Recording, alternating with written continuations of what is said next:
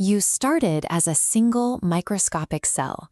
Within a matter of months, that solitary speck divided and multiplied into billions of specific, highly organized cells to build your brain, your heart, and your bones. How did it know exactly what to do? The answer lives hidden deep inside every one of those cells, packed into a microscopic master recipe book we call the human genome. Think of this genome as an entire encyclopedia compressed into just 46 chapters, known as chromosomes. Within those 46 chapters are thousands of individual instructions, the genes. For almost all of human history, we could only guess at what was written in this encyclopedia by looking at the final results, the specific shape of a parent's nose, or an inherited vulnerability to an illness.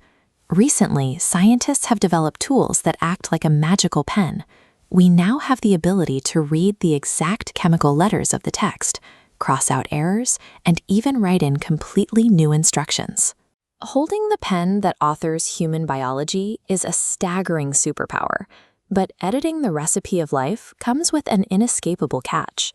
This circular diagram maps out the biological cycle that translates genetic code into a living organism. It illustrates how a gene actually creates a piece of a human being. The first step begins with DNA. DNA acts as the original master cookbook, locked safely away inside a cellular vault called the nucleus.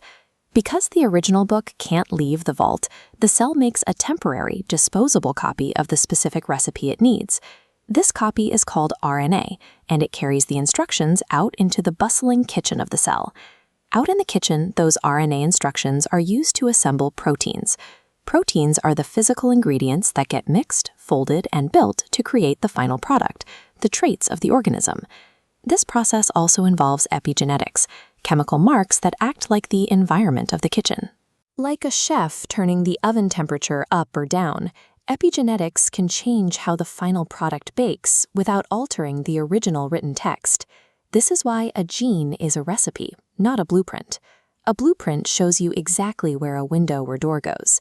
A recipe gives you a list of ingredients and steps for a complex chemical reaction. You can't point to a spot in a cake recipe and locate the fluffy texture. The texture emerges from the process. Because we are baked through these intricate, overlapping reactions rather than built from static drawings, rewriting the instructions produces highly unpredictable results. Occasionally, nature makes a typo when copying the recipe. A single misspelled letter in the DNA code can cause a devastating genetic disease. Researchers like Jennifer Doudna have pioneered modern systems like CRISPR, which function as that magical pen. These tools can hunt down specific typos in a cell and snip them out before the cake is ever baked. Using this technology to cure terrible sicknesses at their genetic root is a massive victory for medicine, but it immediately forces us to confront genethics, the intersection of genetics and ethics. We have to invent new rules to govern an ability that humanity has never held before. If we agree it is acceptable to use the pen to erase a fatal illness, we face a slippery slope. Do we also use it to make someone taller, or stronger, or smarter? The boundary between healing a sick patient and attempting to upgrade a human being gets blurry fast. It forces us to ask who gets the authority to decide what a perfect human looks like. If you change a blueprint, you get a predictable result.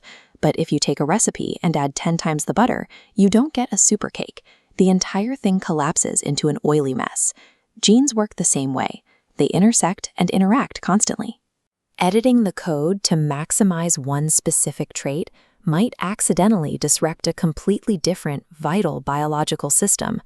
History warns us about the pursuit of genetic ideals. In the past, societies have tried to define and enforce a singular standard of human perfection.